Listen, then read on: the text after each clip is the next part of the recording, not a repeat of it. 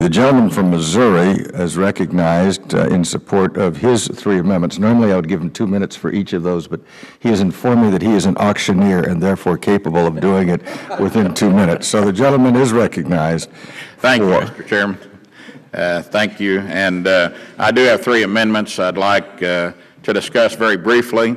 The first is the information sharing with international partners. The Department has already set up an office with the Science and Technology Directorate to facilitate international projects as directed in Title 19 of Public Law 110-53. This amendment would expand that existing successful program to include cybersecurity projects.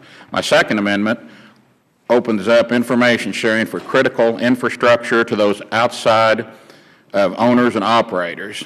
The language in my amendment would require the Secretary to share information with a wider community rather than just owners and operators of critical infrastructure. And my last amendment, this is the one you've been waiting on, is it's the one that requires NISO's annual report to Congress. Quite simply, this language requires the National Information Sharing Organization to provide an annual report to Congress.